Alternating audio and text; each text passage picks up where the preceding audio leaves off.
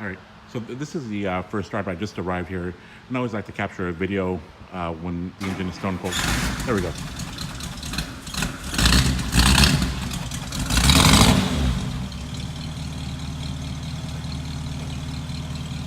Great. I've already taken the still photos of the vehicle, so what I'm going to do now is I'm going to get some paint meter readings. But if I'm right next to the airport, so if a plane is coming, I'm going to shut down the video, wait till it passes, and I'll restart it again. So if you see or hear interruptions, that's why.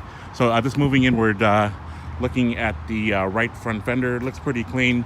I did notice that there are some chips here, right, and then some scratches there.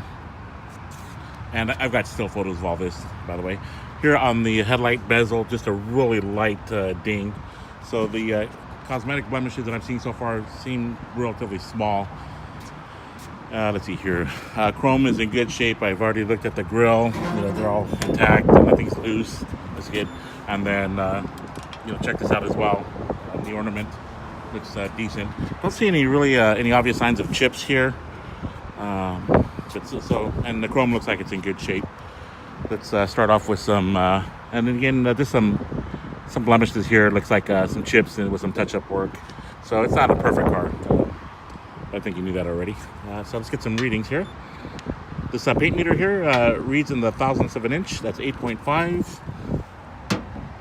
6, 7.5, and 8. Here there's some scuffs or some light scratches there. Let's hit the hood. 9, 8, 7, 9. Good readings there. So moving on here, let's give you another view.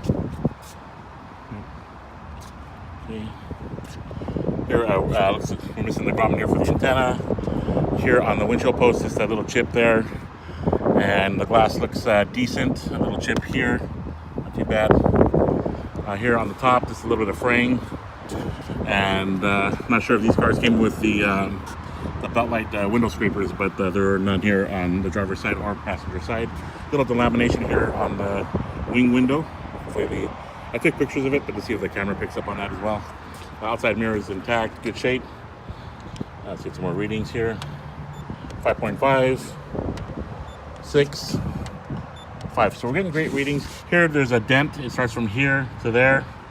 Okay, it's more like a crease. And then some paint chips here. Here, missing something there for the door handle, so it's a little floppy. Okay, just a little fraying here by the button for the convertible top. Let's get some more readings. 6, 5, 5.5. So we're getting great readings. 6.5. If we get a reading of 17.9 or 19.7 specifically, that's an indication of body filler, and we're not seeing that. 13, 18. Here you can see there's a scratch right here. I can pick it up with my fingernail, so it is somewhat deep. Okay, here's that first read, 19.7. So maybe just a little bit of body filler there. Let's get another view here from the back side. Floor panels look good. Let's get this top end reading here. 9, 10. Here on the rear window, you can see we're on the glass here. It's this stitching is fraying. A little crack here, stress cracks. 7, 9.5. I seem rushed. It's because I'm trying to do this before the next airplane passes by. That way I can just do it all in one take. All right. All right. So 19.7 is the body filler up there. 5, good. 7.5, 9.5. Okay, looking at the rear quarter panel. Here you can just see some imperfections in the prep work right there. Just a little wavy. Okay, moving on. Some readings. 5.5,